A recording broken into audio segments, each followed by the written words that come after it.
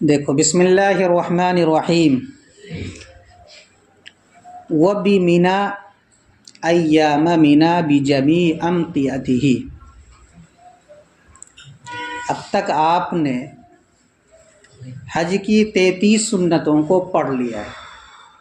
کتنی سنتوں کو؟ 33. آج مزید سنتوں کو انشاءاللہ ہم لوگ پڑھیں گے. نمبر 34 میں ہے کہ تمام سامانوں کے ساتھ مینا کے اندر قیام کرنا. یہ بھی ایک مستقل سنت ہے. حجاج کرام میدان عرفہ کے جانب جاتے ہیں تو وہ اپنا سامان لے کر کے جاتے ہیں، پھر وہاں سے مزدلفہ آتے ہیں، پھر مزدلفہ سے چلے آتے ہیں 10ویں تاریخ کو مینا. تو مینا میں سامان کے ساتھ جانا اور وہاں رات گزارنا یہ بھی کیا ہے؟ مسنون ہے. کل حج کے ایام کتنے ہیں؟ 5. جن ایام میں حج کے افعال کو انجام دیا جاتا ہے وہ کل 5 ہے. 8، 9، 10، 11 اور 12. ان 5 ایام میں کتنی راتیں آئے گی بیچ کے اندر؟ دیکھو جوڑو. 8 تاریخ کو وہ روانہ ہوگا کہاں کے لیے؟ مینا کے لیے. وہاں ایک رات گزارے. ایک رات گزارنے کے بعد سورج کے نکلنے کے بعد 9ویں تاریخ کو چلے جائے گا میدان عرفہ، اور پھر وہاں سورج کے ڈوبنے کے بعد مغرب کی نماز پڑھے بغیر وہ آ جائے گا مزدلفہ. مزدلفہ میں آ کر کے ایک رات گزارے گا. کتنی رات ہو گئی؟ 2. پھر سورج کے نکلنے کے بعد وہاں سے روانہ ہو جائے گا مینا کے لیے. یہ کون سا دن ہوگا؟ یوم النحر. 10ویں تاریخ ہوگی. یوم النحر میں جا کر کے وہ رمی کرے گا، قربانی کرے گا، اس کے ساتھ ساتھ وہ حلق کرائے گا، اور پھر رات میں وہیں قیام کرے گا. تو کتنی رات ہوگی؟ 3. کون سی تاریخ ہے یہ؟ 10ویں تاریخ. پھر 11ویں تاریخ کو رک کر کے مینا ہی میں وہ رمی کرے گا، تینوں جمرات کی رمی کرے گا. اس کے بعد پھر رات آئے گی جو 12 تاریخ کی، جس کے بعد 12 تاریخ آنے والا ہے. تو یہ کون سی رات ہوگی؟ 8 اور 9 کی ایک رات. ٹھیک ہے.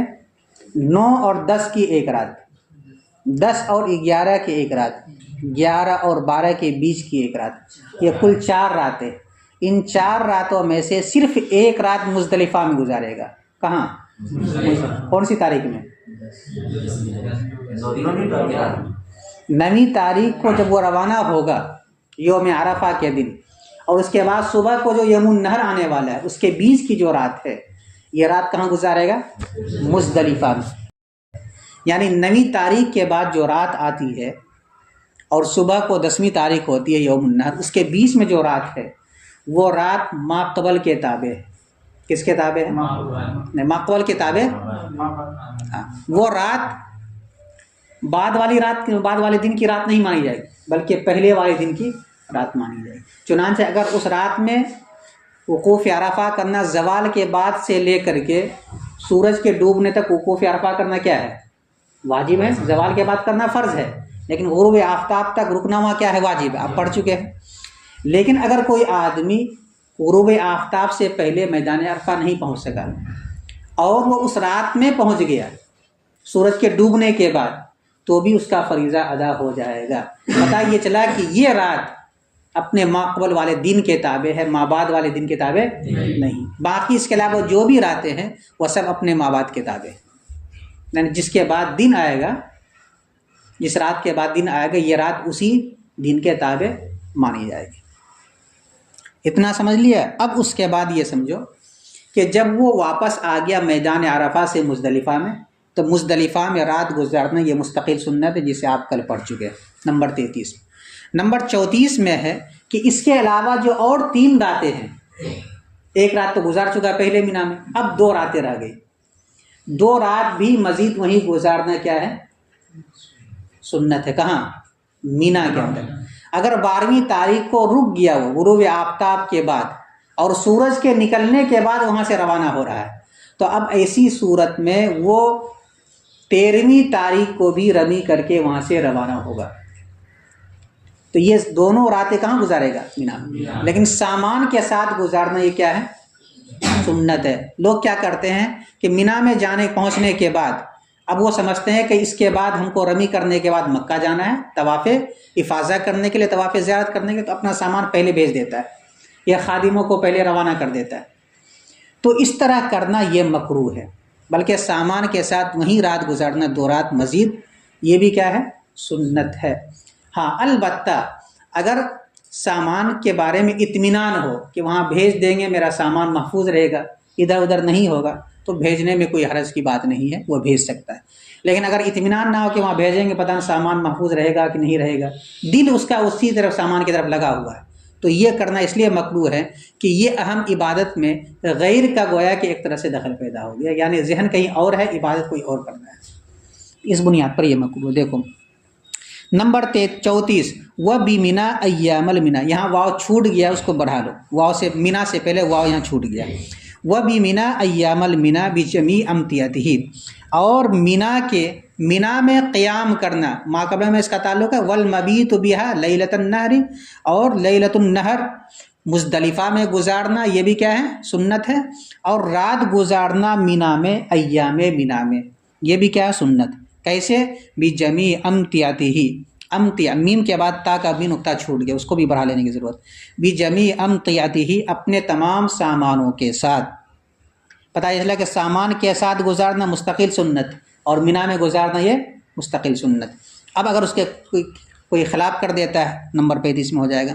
وَقُرِهَ تَقْدِيمُ ثَقَلِهِ إِلَى مَكَّةَ إِذْ ذَاكَ، اور مکروہ ہے اپنے سامان کو آگے بھیج دینا مکۃ المکرمہ کے جانب جبکہ وہ وہیں موجود ہو. کہاں؟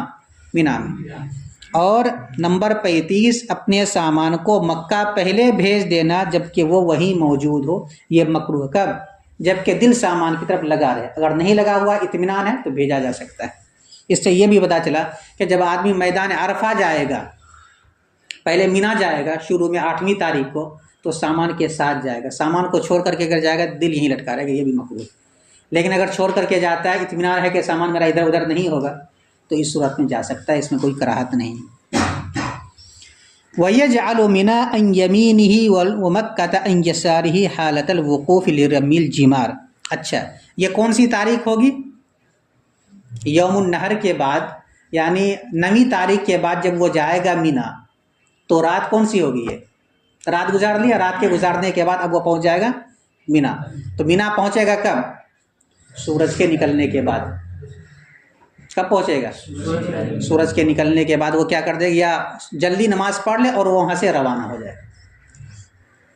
مینا عرفہ کے میدان مزدلفہ میں رات کے گزارنے کے بعد سورج کے نکلنے سے پہلے وہ وہاں سے کیا ہو جائے؟ روانہ ہو جائے مینا کے لیے. ٹھیک ہے، مینا چلا گیا. مینا جانے کے بعد اس کو ایک کام کرنا ہے. کیا کام کرنا ہے؟ جمرہ عقبہ کی رمی کرنی ہے. 3 جمرات، 3 ستون بنا ہوا ہے جس کو پتھر مارا جاتا ہے، خاص مقامات. یہ 3 مقامات وہی ہے جہاں پر شیطان ملعون نے آ کر کے حضرت ابراہیم علیہ السلام کو بہکایا تھا، ورگلایا تھا. کہاں تم لے جا رہے ہو اپنے لخت جگر کو قتل کرنے کے لیے، ذبح کرنے کے لیے؟ تو حضرت ابراہیم علیہ السلام نے کنکری اٹھا کر کے اس کو مارا تھا. 3 جگہ مارا تھا، تو تینوں جگہ وہاں ابھی ستون بنا ہوا ہے. اور اس تینوں ستون کا نام ابھی کیا ہے؟ جمرات. جمرے ایک کا نام ہے جمرے اولا، ایک کا نام ہے جمرے وسطیٰ، اور تیسرے کا نام ہے جمرے عقبہ.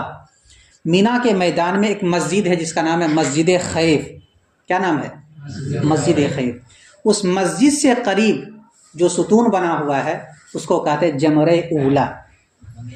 پھر اس کے بعد جو ستون ہے اس کو کہا جاتا ہے جمرے وسطیٰ. پھر اس کے بعد جو ستون ہے اس کو کہا جاتا ہے جمرے عقبہ. تو جمرے عقبہ بالکل آخری ستون ہے اور سب سے بڑا ستون، اس کو بڑا شیطان بھی کہا جاتا ہے. تو 10ویں تاریخ میں صرف ایک کام کیا کرنا ہے؟ سب سے پہلے 10ویں تاریخ میں سب سے پہلا کام کیا کرنا ہے کہ جو سب سے بڑا جمرہ ہے جمرے عقبہ، اس کی وہ رمی کرے گا. ترتیب کیا مطلب؟ مان لیجئے یہ میدان مینا ہے اور یہ ہے مسجد، یہ پورا میدان مینا ہے. یہ ہے مسجد خیف. اس سے قریب ایک جمرہ ہے، اس کا نام ہوگا جمرے اولا. پھر ایک جمرہ یہاں پہ ہے اس کے بغل میں، اس کا نام ہے جمرہ وسطیٰ. پھر اس کے بعد ایک جمرہ یہاں، اس کا نام ہے جمرہ عقبہ. اس کے بعد کچھ دیر کے بعد میدان مینا ختم ہو جاتا ہے، کچھ بھی نہیں. تو یہ آخری جمرہ ہے. تو 10ویں تاریخ میں جب وہ آئیں گے، وہ وہاں پہنچیں گے حجاج کرام مینا میں، تو سب سے پہلے عمل کیا کریں گے؟ یہ آخری والا جو جمرہ ہے سب سے بڑا، یہ اس کو جمرہ عقبہ کہا جاتا ہے، اس کی وہ رمی کرے گا. یعنی وہ 7 کنکریاں اس کو مارے گا پہلے دن 10ویں تاریخ. اس کے بعد پھر یہ کیا کرے گا؟ آپ پڑھ چکے گا. اگر وہ حج کرنے والا، حج قران کرنے والا ہے یا حج تمتع کرنے والا ہے، تو ان دونوں کے ذمے میں قربانی کرنا کیا ہے؟ واجب. یہ قربانی کرے گا. قربانی کرنے کے بعد پھر کیا عمل کرے گا؟ حلق کرا لے گا. حلق کرانے کے بعد اب یہ حلال ہو جائے گا. یعنی ساری چیزیں، سلا و کپڑا بھی پہن سکتا ہے، خوشبو بھی لگا سکتا ہے، سوائے بیوی کے ملنے سے. بیوی سے نہیں مل سکتا. جب طواف زیارت کر لے گا، وہ بھی چاہے وہ 10ویں تاریخ کو کر لے، چاہے 11ویں کو کر لے، 12ویں تک اس کا وقت رہتا ہے. جب وہ کر لے گا تو پھر اس کے بعد اب وہ مکمل حلال ہو جائے گا، احرام سے نکل جائے گا. تو 10ویں تاریخ میں سب سے پہلا کام کیا کرے گا؟ وہ جمرہ عقبہ کی رمی کرے گا. کب کرے گا؟ آگے اس کی تفصیلات آ رہی ہے کہ یہ مستحب وقت ہے، یہ مکروہ وقت ہے، یہ کیا کہتے ہیں؟ جائز وقت.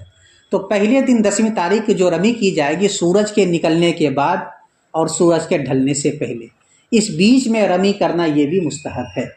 البتہ رمی کرنے کی کیفیت کیا ہوگی اس کو سب سے پہلے یہاں بیان کیا.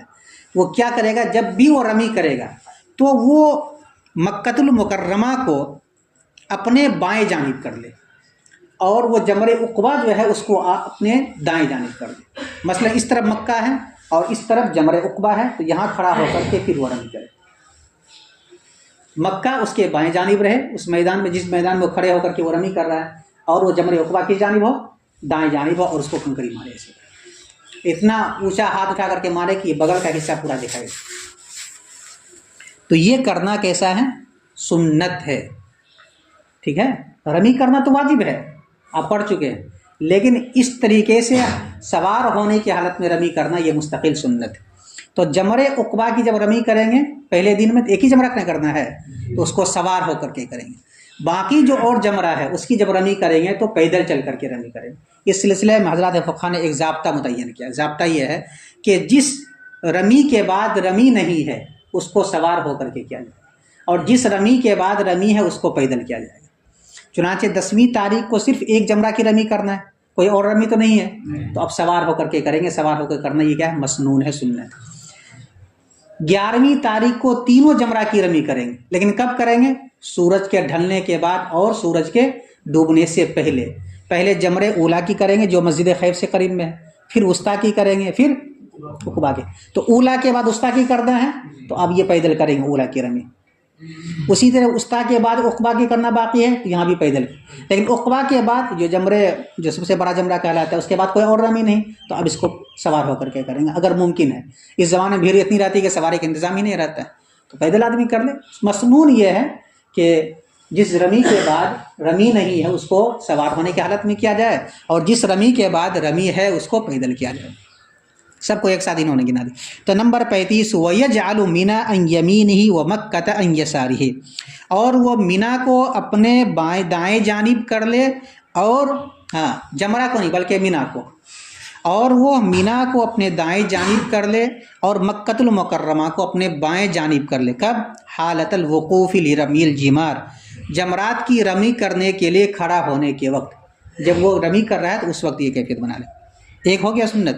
نمبر 37 وَقَوْنُهُ رَاكِبًا، اور یہ کہ وہ رمی کرنے والا شخص سوار ہونے کی حالت میں ہو. کب؟ حالت رمی جمرۃ العقبہ، جمرہ عقبہ کے رمی کرنے کی حالت میں. اور یہ کہ جمرہ عقبہ کی رمی کرنے کی حالت میں حج رمی کرنے والا شخص سوار ہو، کیونکہ اس کے بعد کوئی اور رمی نہیں. نمبر 38 اچھا فی کل الایام، تینوں دنوں کے اندر، 3 دن کے اندر رمی کی جاتی ہے. 10ویں تاریخ، 11ویں تاریخ، 12ویں تاریخ. 10ویں تاریخ میں صرف جمرہ عقبہ کی جاتی ہے، 11ویں میں بھی کی جاتی ہے جمرہ عقبہ کی، اور 12ویں میں بھی کی جاتی ہے. لیکن اگر رات گزار کر کے 12ویں کی صبح سورج نکل جائے تو اب 13ویں کی بھی تینوں جمرات کی رمی کرنی پڑے گی. تینوں کرنا واجب ہے. تو جمرہ عقبہ کی جب بھی رمی کریں گے، جس دن بھی کریں گے، تو سوار ہونے کی حالت میں کریں گے. اور رمی کرنے والے شخص کا جمرہ عقبہ کی رمی کرنے کی حالت میں سوار ہونا تمام دنوں میں یہ کیا ہے؟ سنت ہے. نمبر 38 وہ ماشین، یہاں وہ چھوٹ گیا، اس کو بڑھا لینا، وہ ماشین فی الجمرۃ الاولی التی تلی المسجد، اور جمرہ اولا کی رمی میں پیدل چلنا، وہ جمرہ جو مسجد سے قریب ہے، یعنی مسجد سے بالکل نزدیک ہے۔ مسجد سے مراد مسجد خیب۔ مینا کے اندر بھی ایک مسجد ہے، ایک مسجد مزدلفہ کے اندر ہے، اور ایک مسجد میدان عرفہ کے اندر ہے۔ میدان عرفہ کے اندر جو مسجد ہے اس کا نام ہے مسجد نمیرہ، مسجد نمیرہ۔ مزدلفہ میں جو مسجد ہے اس کا نام ہے مشعر حرام، اس کے بارے میں مطلب ہے جبل قزح کے قریب جو ہے وہاں جا کے ٹھہرے، وہاں پہ ایک مسجد بنی ہوئی جس کا نام ہے مسجد مشعر حرام، وہاں پہ جا کے ٹھہرے گا۔ اور میدان مینا کے اندر جو مسجد اس کا نام ہے مسجد خیف۔ تو کہتے ہیں کہ جمرہ اولا وہ جمرہ ہے جو مسجد سے متصل ہو، یعنی مسجد خیف سے متصل، والوسطی، اور جمرہ وسطی کی رمی کرے، کس حالت میں؟ پیدل۔ اسی طریقے سے یہ جو رمی کی جائے گی، تو جس رمی کو پیدل کرنا ہے اس میں ایک سنت یہ بھی ہے کہ رمی کرنے کے بعد کم سے کم 20 آیت کریمہ کے پڑھنے کے برابر وہاں رکا رہے، اور رک کر کے وہ کیا کرے؟ دعا مانگے اللہ تعالیٰ سے، جو بھی دعا مانگ سکتا ہے، یعنی 7 کنکری مار دے، تھوڑا سا الگ ہٹ کر کے وہاں ہاتھ اٹھا کر کے اللہ تعالیٰ سے دعا مانگے۔ پھر دوسرے جمرہ کی رمی کرے، جمرہ وسطیٰ کی، پھر اس کے بعد کنکری مارنے کے بعد علیحدہ ہو جائے، اور علیحدہ ہو جانے کے بعد پھر دعا مانگے۔ پھر اس کے بعد جمرہ عقبہ کی رمی کرے، اور رمی کرنے کے بعد اب وہاں سے روانہ ہو جائے، اب وہاں کھڑا نہیں ہونا۔ تو جمرہ اولا اور جمرہ وسطیٰ کے وقت کیا کرنا ہے؟ کھڑے ہو کر کے دعا کرنا، یہ بھی کیا ہے؟ سنت۔ والقیام فی بطن الوادی، اسی طرح ایک سنت ہے کہ جب جمرات کی رمی سے فارغ ہو جائے تو وہ کیا کرے؟ بطن وادی کے اندر ٹھہرے۔ اب تو کوئی بطن وادی وہاں نہیں، ساری زمین ہموار کر دی گئی ہے، وہ کہیں بھی ٹھہر سکتا ہے۔ والقیام فی بطن الوادی حالت الرمی، رمی کی حالت میں بطن وادی کے اندر ٹھہرنا، یہ بھی سنت ہے۔ وقون الرمی فی الیوم الاول فیما بین طلوع الشمس والزوال ہے۔ اچھا، اب رمی کرنے کا مسنون وقت کون کون سا ہے؟ 3 دنوں کے اندر یا 4 دنوں کے اندر؟ کہتے ہیں کہ پہلے دن مسنون وقت یہ ہے کہ سورج کے نکلنے کے بعد اور سورج کے ڈھلنے کے بیچ کیا جائے۔ وقون الرمی فی الیوم الاول، پہلے دن میں رمی کا ہونا طلوع شمس کے درمیان اور زوال شمس کے درمیان، یعنی سورج کے نکلنے کے بعد اور سورج کے ڈھلنے سے پہلے رمی کرنا، یہ مسنون ہے۔ اچھا، دوسرے اور تیسرے دن کب رمی کی جائے گی؟ وفی ما بین الزوال وغروب الشمس فی باقی الایام، اور بقیہ دنوں میں جمرات کی رمی کرنا مسنون ہے، سورج کے ڈھلنے کے بعد اور سورج کے ڈوبنے سے پہلے۔ مسنون وقت بتلا دیا 3 دنوں، اب مکروہ وقت بتلا۔ وَكُرِهَ الرَّمْيُ فِي الْيَوْمِ الْأَوَّلِ وَالرَّابِعِ فِيمَا بَيْنَ طُلُوعِ الْفَجْرِ وَالشَّمْسِ، اور پہلے دن میں اور چوتھے دن میں صبح صادق کے ہو جانے کے بعد اور سورج کے نکلنے کے درمیان رمی کرنا مکروہ۔ سمجھ میں آیا؟ اسی طریقے سے وَكُرِهَ فِي اللَّيَالِ الثَّلَاثِ، 3 راتوں میں رمی کرنا مکروہ ہے، وَصَحَّ، لیکن رمی صحیح ہو جائے گی۔ اب اس کے بعد ضابطہ بیان کر رہے ہیں، اس سے پہلے سمجھیے یہ جو رمی کرنے کے لیے جو مستحب وقت ہے یا مسنون وقت ہے یا ناجائز وقت ہے، اس کی تفصیل کیا ہے۔ آپ جانتے ہیں، ابھی آپ سمجھ لیے کہ 10ویں تاریخ کو آدمی سورج کے نکلنے سے پہلے روانہ ہو جائے گا مزدلفہ سے میدان عرفہ کے لیے۔ تو میدان عرفہ کے جب وہ پہنچے گا تو کب پہنچے گا؟ سورج کے نکلنے کے بعد پہنچے گا۔ تو اگر کوئی آدمی رات ہی میں چلا جائے میدان عرفہ، زوال اس کا وقوف عرفہ ہو گیا، غروب شمس سے پہلے کر لینا کیا ہے؟ واجب ہے، کر لیا، اس کے بعد رات ہی میں نکل گیا، نکلنا چاہیے تو سورج کے نکلنے سے پہلے، رات ہی میں نکل گیا۔ تو اب اگر یہ کوئی آدمی یہ سوچے کہ سورج نکلنے سے پہلے ہم رمی کر لیتے ہیں 10ویں تاریخ کو، تو یہ کرنا مکروہ پہلے دن میں۔ تو پہلے دن میں سورج کے نکلنے سے پہلے اور سورج صادق کے ہو جانے کے بعد رمی کرنا کیا ہے؟ اس سے پہلے اس کا وقت ہی شروع نہیں ہوتا ہے۔ تو صبح صادق کے ہو جانے کے بعد اور سورج کے نکلنے سے پہلے اس وقت رمی کرنا پہلے دن میں مکروہ ہے۔ پھر اس کے بعد سورج کے نکلنے کے بعد سورج کے ڈھلنے سے پہلے اس وقت میں رمی کرنا پہلے دن میں، ایک رمی کی جائے گی نا جمرہ عقبہ کی، اس وقت میں رمی کرنا سنت ہے۔ سورج کے ڈھلنے کے بعد سورج کے ڈوبنے سے پہلے اس وقت میں رمی کرنا جائز ہے۔ پھر اس کے بعد رات آ جائے گی جو 11ویں کی رات ہوگی، اس رات میں رمی کرنا مکروہ ہے۔ سمجھ میں آ گیا؟ پھر اس کے بعد دوسرا دن آئے، دوسرے دن کے اندر یہی کیفیت ہے کہ زوال سے پہلے زوال شمس سے پہلے رمی کرنا جائز نہیں۔ دوسرے دن بھی یہی حکم ہے تیسرے دن بھی یہی حکم ہے۔ 11 تاریخ کو بھی سورج کے ڈھلنے سے پہلے رمی کرنا جائز نہیں ہے، 12 تاریخ کو بھی سورج کے ڈھلنے سے پہلے رمی کرنا جائز نہیں ہے۔ اگر کوئی کر لیتا ہے تو وہ رمی اس کی معتبر نہیں مانی جائے گی۔ کب کرے گا رمی؟ سورج کے ڈھلنے کے بعد، سورج کے ڈوبنے سے پہلے پہ۔ تو 11ویں تاریخ اور 12ویں تاریخ کو سورج کے ڈھلنے کے بعد، سورج کے ڈوبنے سے پہلے کا جو وقت ہے مسنون وقت۔ پھر اس کے بعد رات آئے گی، 11ویں تاریخ کے بعد 12ویں کی رات آئے گی، 12ویں کے بعد 13ویں کی رات آئے گی۔ تو یہ جو دونوں رات، اس رات میں بھی رمی کرنا کیا ہے؟ مکروہ ہے۔ کیا ہے؟ مکروہ ہے۔ تو اب اس میں پتہ چل گیا نا کون سا وقت مکروہ ہے، کون سا وقت جائز ہے اور کون سا وقت سنت ہے۔ سب معلوم ہو گیا کہ نہیں؟ 10ویں تاریخ سے لے کر کے 12ویں تاریخ۔ لیکن اگر 12ویں تاریخ کی رات تک اگر کوئی آدمی 12ویں تاریخ کی رمی نہیں کیا تو کر لے، اگر رات میں بھی کر لیتا ہے تو دم دینا اس پر ضروری نہیں ہوگا، گنہگار کہلائے گا، یعنی کراہت کے ساتھ اس کی رمی صحیح ہو جائے گی، برا کرے گا وہ، کیونکہ وقت اس کا غروب آفتاب سے پہلے۔ لیکن اگر کر لے گا تو رمی اس کی معتبر مانگی جائے گی۔ لیکن اگر کوئی آدمی سورج کے نکلنے تک وہیں رہ گیا میدان مینا ہی کے اندر، تو اب کون سی تاریخ آئے گی؟ 13ویں تاریخ۔ 13ویں تاریخ میں اگر سورج نکل جائے میدان مینا میں تو اب اس دن بھی رمی کر کے آنا ضروری ہے۔ اگر رمی کیے بغیر آ جائے گا تو ایک دم دینا پڑے گا۔ اب اس 13ویں تاریخ کو رمی کب کی جائے گی؟ امام ابو حنیفہ رحمۃ اللہ علیہ کی رائے ہے کہ جس طریقے سے پہلے دن میں 10ویں تاریخ کو سورج کے نکلنے کے بعد اور سورج کے ڈوبنے کے بعد، سورج کے نکلنے کے بعد اور سورج کے ڈھلنے سے پہلے رمی کرنا مسنون ہے، اسی طرح 13ویں تاریخ میں بھی رمی کرنا مسنون ہے۔ البتہ بلکہ وہی مسنون نہیں ہے، بلکہ رات تک، غروب آفتاب تک رمی کر سکتا۔ تو اب اس سلسلے میں امام ابو حنیفہ رحمۃ اللہ علیہ کی رائے یہ ہے کہ 13ویں تاریخ میں جو رمی کرنے کا وقت ہے، وہ رمی کا وقت ہے سورج کے نکلنے کے بعد سے لے کر کے سورج کے ڈوبنے تک۔ بہتر یہ ہے کہ وہ آدمی سورج کے ڈھلنے کے بعد رمی کرے، جیسا کہ دوسرے اور تیسرے دن میں رمی کی جاتی ہے۔ پہلے اگر کر لے گا سورج کے ڈھلنے سے پہلے تو یہ مکروہ کا ارتکاب کرنے والا ہے۔ حضرات صاحبین کی رائے یہ ہے کہ پہلے رمی کرنا جائز ہی نہیں ہے سورج کے ڈھلنے سے پہلے، بلکہ سورج کے ڈھلنے کے بعد ہی وہ رمی کرے گا۔ سمجھ میں آیا؟ اب اس کے بعد بیچ میں ضمنی طور پر انہوں نے ایک مسئلہ بتلا دیا کہ یہ جو 4 راتیں بیچ میں آتی ہیں، یہ ساری کی ساری راتیں یہ اپنے دن کے تابع، سوائے ایک رات کے جو اپنے ماقبل والے دن کے تابع ہے، اور وہ رات کون سی ہے؟ یوم النہر کی جو رات ہے، لیلۃ النہر کی جو رات ہے، وہ رات اپنے ماقبل والے دن کے تابع ہے، یعنی 9ویں تاریخ کے تابع۔ 9ویں تاریخ کے بعد جو رات آئے گی وہ رات 9ویں تاریخ کے تابع، 10ویں تاریخ کے تابع نہیں ہے۔ باقی اس کے علاوہ جو بھی رات ہے وہ اپنے مابعد والے دن کے تابع مانا جاتا ہے۔ دیکھیے، وَكُرِهَ الرَّمْيُ فِي الْيَوْمِ الْأَوَّلِ وَالرَّابِعِ فِيمَا طُلُوعِ الشَّمْسِ فِيمَا بَيْنَ طُلُوعِ الشَّمْسِ فِيمَا بَيْنَ طُلُوعِ الْفَجْرِ وَالشَّمْسِ، اور مکروہ ہے رمی کرنا پہلے دن میں اور چوتھے دن میں۔ چوتھے دن سے مراد 13ویں تاریخ، اور پہلے دن سے مراد 10ویں تاریخ۔ طلوع صبح صادق اور سورج کے طلوع ہونے کے درمیان یہ کیا ہے؟ مکروہ۔ وَكُرِهَ فِي اللَّيَالِ، اور مکروہ ہے رمی کرنا تینوں راتوں میں، یعنی کوئی بھی رات ہو، 10ویں تاریخ کی رات ہو یا 11ویں کی رات ہو یا 12ویں کی رات ہو۔ وصح، اور رمی صحیح ہو جائے، کیوں؟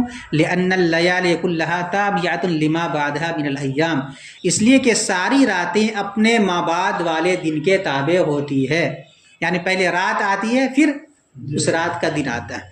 إلا الليلة التي تلي عرفہ، سوائے اس رات کے جو یوم عرفہ سے متصل ہے، یعنی 9ویں تاریخ کے بعد جو رات آتی ہے وہ مابعد کے دن کے تابع نہیں ہے بلکہ ماقبل والے دن کے تابع۔ حتیٰ صح فیہا الوقوف بعرفات، یہاں تک کہ اس رات میں عرفہ کے میدان میں وقوف کرنا صحیح ہے، یعنی اگر کوئی آدمی 9ویں تاریخ کو سورج کے ڈوبنے تک وقوف عرفہ نہیں کیا، حالانکہ وقوف عرفہ کرنا رکن ہے، تو حج اس کا فاسد ہو جانا چاہیے۔ کہتا ہے کہ اگر وہ اس رات میں بھی وقوف کر لیتا ہے تو فرض اس کا ادا ہو جائے گا۔ یہ وسعت رکھی۔ وہی لیلۃ العید، اور یہ کون سی رات ہے؟ کہتے ہیں کہ یہ عید والی رات ہے، یعنی اس کے جس کے بعد 10ویں تاریخ شروع ہونے والی۔ ولیالی رمی الثلاث، اور رمی کی راتیں فإنها تابعة لما قبلها، اور رمی کی ساری راتیں وہ تابع ہے اپنے ما قبل کے۔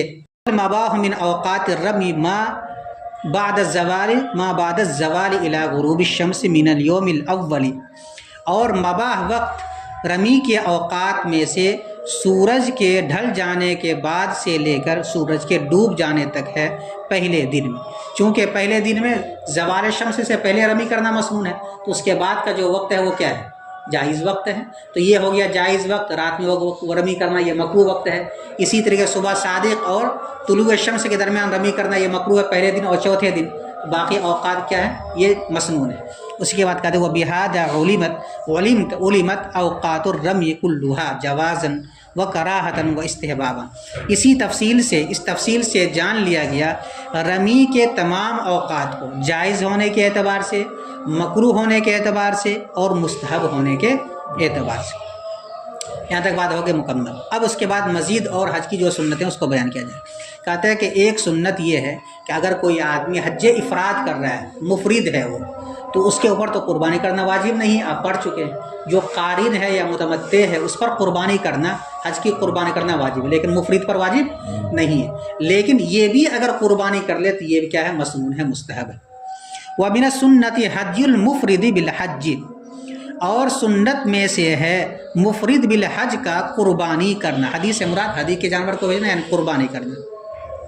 اسی طرح ایک سنت یہ ہے کہ قربانی کے جانور کے گوشت کو کھائے، یہ بھی کھانا کیا ہے؟ سنت۔ چاہے وہ کوئی بھی حج کرنے والا، حج افراد کرنے والا، اس کے لیے بھی کھانا جائز، جو جانور وہ ذبح کر رہا ہے وہ بھی کھا سکتا۔ چاہے وہ حج قران کرنے والا ہو جس پر قربانی کرنا واجب ہے، اس جانور کا گوشت یہ بھی کھا سکتا۔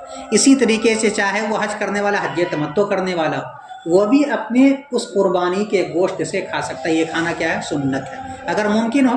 اگر ممکن نہیں ہے، جیسے آج کل لوگ دے دیتے ہیں پیسہ، ذبح کروا دیتے ہیں یا اپنے سامنے ذبح کروا دیتے ہیں پھر چلے جاتے ہیں وہاں سے، اگر ممکن ہو تو یہ کھانا سنت ہے۔ اچھا، اس کے علاوہ اور جو بھی دم وہ ذبح کرے گا، جو بھی جانور ذبح کرے گا، اس کے علاوہ جو بھی وہ جنایت وغیرہ کا جانور ذبح کرے گا، اس کا گوشت کھانا جائز نہیں۔ مثلا ایک آدمی کے ذمے میں رمی کرنا ضروری تھا 12ویں تاریخ، نہیں کیا۔ 13ویں تاریخ کو رمی کرنا ضروری تھا، صبح صادق ہو جانے کے بعد، سورج نکلنے کے بعد ٹھہرا، رمی نہیں کیا اور واپس آ گیا مکہ المکرمہ، تو اب ایسی صورت میں دم دینا پڑے گا۔ تو یہ جو دم یعنی قربانی کرے گا، اس کا گوشت کھانا جائز نہیں ہے جو قربانی کروا رہا ہے۔ اور نمبر 43، اور کھانا یعنی قربانی کے جانور سے کھانا، حج کی قربانی کے جانور سے کھانا یہ بھی مسنون۔ وَمِنْ حَدِّ التَّطَوُّعِ، اور نمبر 44، نفلی قربانی کے جانور کے گوشت کو کھانا یہ بھی مقبول ہے۔ اور نفلی قربانی سے کھانا، ایک آدمی نفلی حج کر رہا ہے، حج فرض نہیں ہے اس کے اوپر، تو بھی کیا ہے؟ سنت ہے۔ نمبر 45، والمتعتی، حج تمتع کرنے والے کی قربانی کا گوشت کھانا، حج تمتع کی قربانی سے گوشت کھانا۔ ومن حد المتعتی، حج تمتع کرنے والے کے قربانی سے کھانا، یہ بھی کیا ہے؟ متمتع شخص کے لیے سنت ہے۔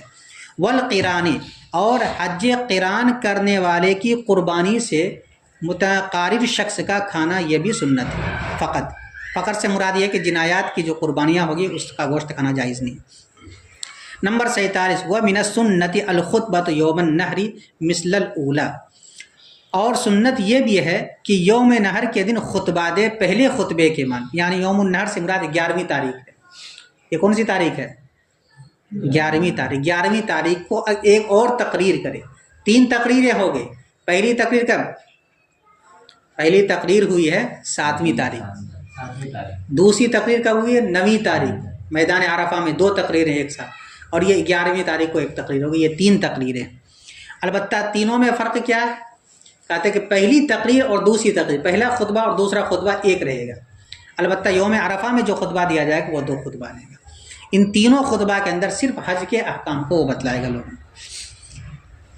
وَمِنَ السُّنَّةِ الْخُطْبَةُ يَوْمَ النَّحْرِ، اور یوم النحر کے دن یعنی 11ویں تاریخ کو تقریر خطبہ دینا یہ بھی سنت ہے، مثل الاولیٰ، پہلے خطبے کے معنی 7ویں تاریخ کے خطبے کے۔ یعلم فیہا، اس میں وہ سکھلائے گا حج کے بقیہ احکام کو، کہ اب یہاں سے جانا ہے اور اس کے بعد کیا حلق کرا لینا ہے یا قصر کروانا ہے یا طواف زیارت کرنا ہے، طواف وداع کرنا ہے وغیرہ وغیرہ، یہ سارے احکامات ان کو بتلائے گا۔ کہتا ہے وہ یہ ثالثۃ خطبۃ، اور یہ تیسرا حج کا یہ تیسرا خطبہ ہے۔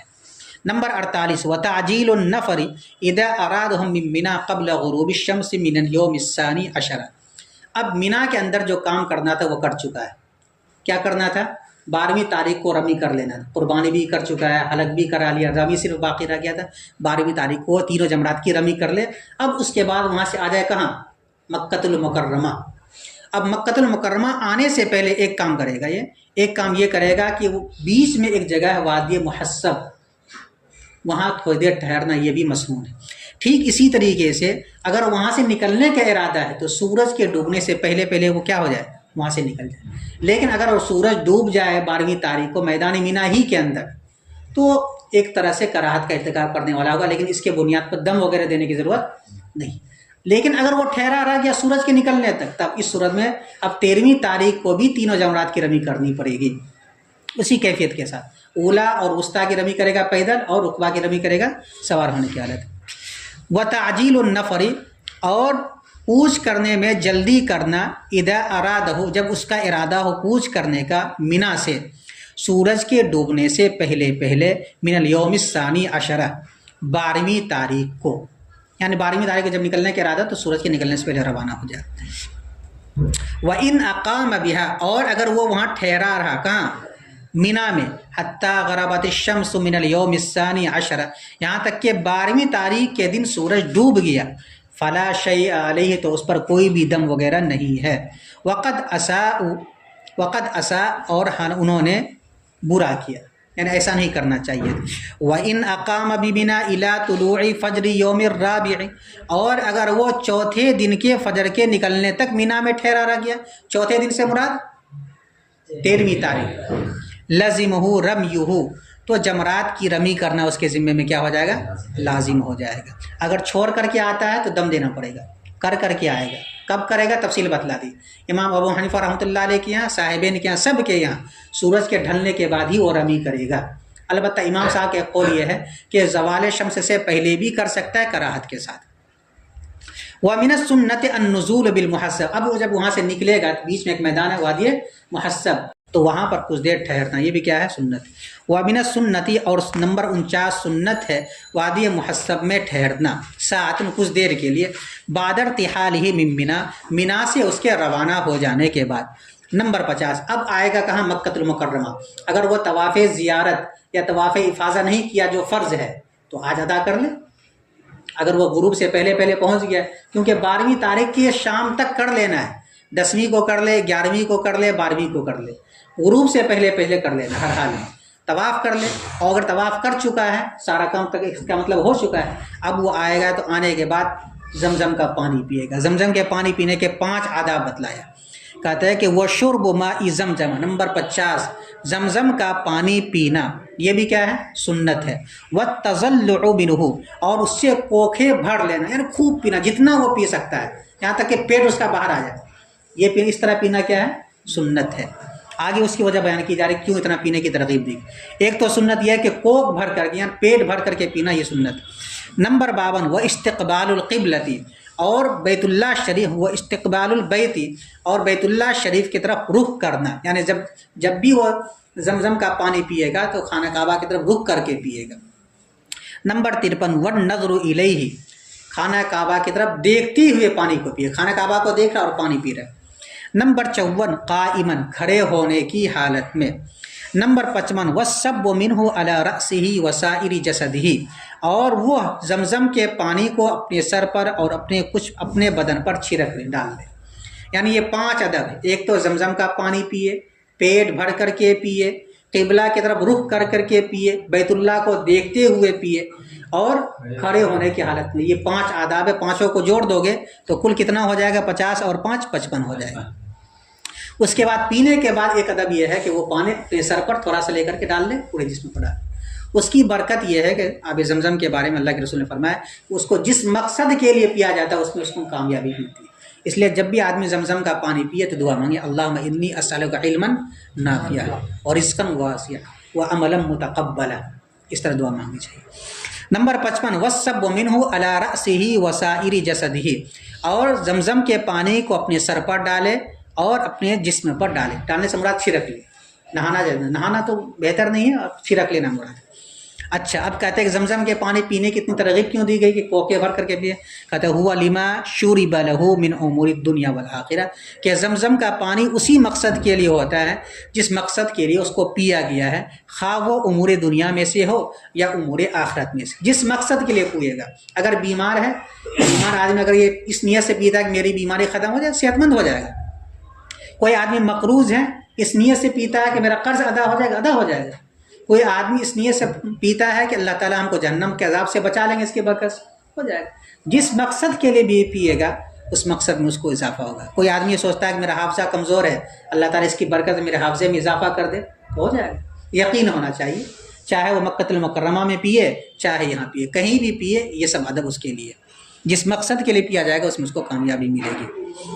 نمبر 56 وَمِنَ السُنَّةِ التزام المنتظم، ملتزم سے چمٹنا، یہ بھی کیا ہے؟ سنت۔ ملتزم کس سے کہا جاتا ہے؟ کہ خانہ کعبہ کی جس جانب حجر اسود لگا ہوا ہے اور اسی کے دوسرے جانب خانہ کعبہ کا دروازہ ہے، اس کے بیچ کا جو حصہ ہے اس کو کہا جاتا ہے ملتزم۔ ملتزم میں اپنے سینے اور چہرے کو چمٹا دینا اس کا کہا جاتا ہے، اس کو کہا جاتا ہے التزام۔ یہ بھی کیا ہے؟ سنت، یعنی اپنے آپ کو اس دیوار سے چپتا ہے جیسے، اور چپکانے کے بعد پھر وہ دعا مانگے، جو بھی دعا مانگ سکتے اس وقت بھی دعا قبول ہوتی ہے۔ نمبر 56 اور سنت میں سے ہے ملتزم کے ساتھ چمٹ جانا۔ کیسے چمٹے گا؟ کہتے وَهُوَ أَن يَضَعَ صَدْرَهُ وَوَجْهَهُ عَلَيْهِ، اور وہ یہ ہے کہ وہ اپنے سینے کو اور اپنے چہرے کو اس ملتزم پر رکھ دے، یعنی اس والے حصے پر رکھ دے۔ نمبر 57 وَالتَّشَبُّثُ بِالْأَسْتَارِ سَاعَةً، نمبر 57 خانہ کعبہ کا جو پردہ ہے غلاف، اگر اس کو پکڑ سکتا ہے تو اس کو پکڑ لے اور پکڑ کر کے پھر دعا مانگے۔ تو خانہ کعبہ کے غلاف کو چھونا یہ بھی کیا؟ مستقل سنت ہے۔ اور خانہ کعبہ کے پردے کو ایک گھڑی کے لیے چھونا یہ بھی سنت ہے۔ داعین بما احب، اپنے پسندیدہ کو اپنے پسندیدہ دعا مانگتے ہوئے۔ پسندیدہ دعا سب سے بہتر کیا ہے؟ اللہم رب، سب سے پسندیدہ دعا یہ ہے کہ آدمی دعا مانگے ربنا آتنا فی الدنیا حسنہ وفی الآخرۃ حسنۃ وقنا عذاب النار۔ اس دعا کے اندر ساری چیزیں آگے دنیا اور آخرت سے متعلق۔ نمبر 59 وعتبۃ البیت، اور وتقبیل عتبۃ البیت، بیت اللہ شریف کے چوکھٹ کو بوسہ دینا یہ بھی کیا؟ سنت۔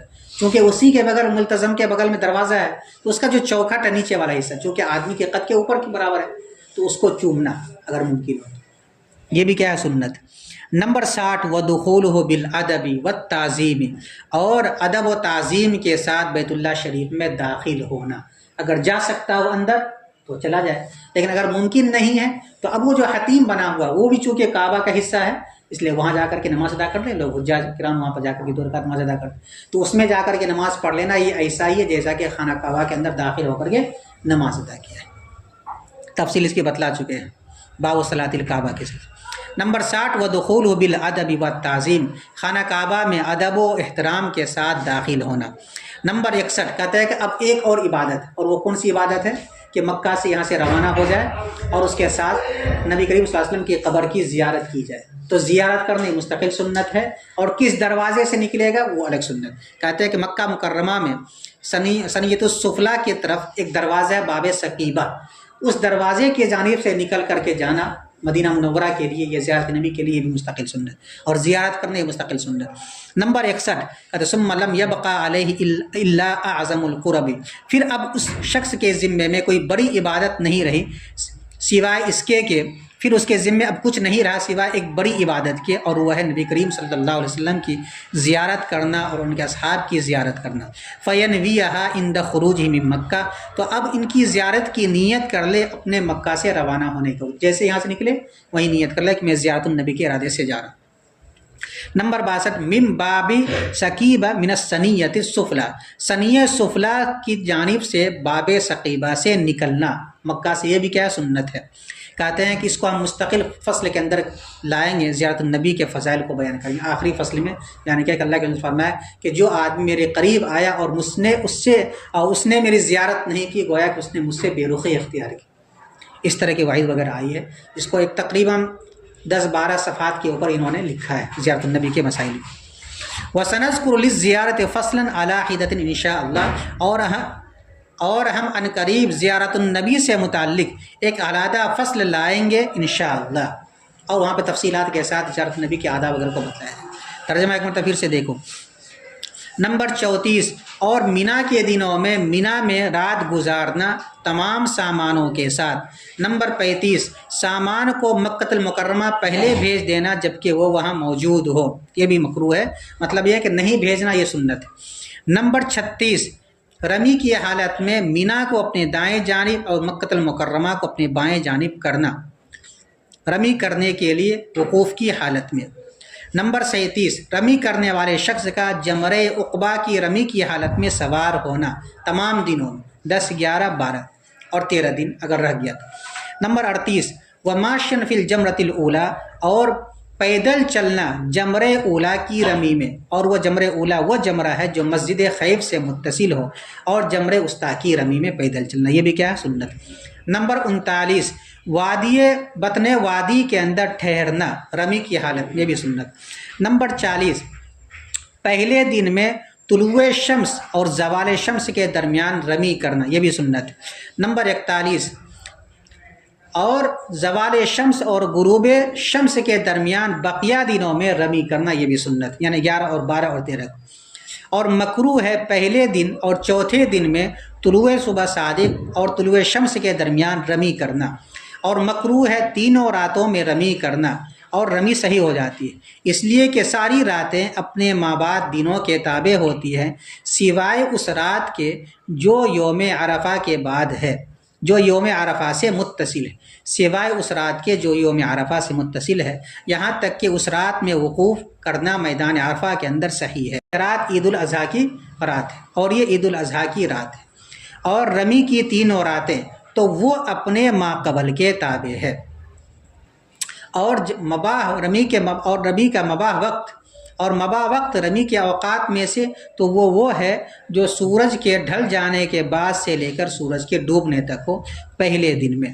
اس تفصیل سے جان لیا گیا رمی کے تمام اوقات کو جواز کے اعتبار سے، مکروہ کے ہونے کے اعتبار سے، اور مستحب ہونے کے اعتبار سے۔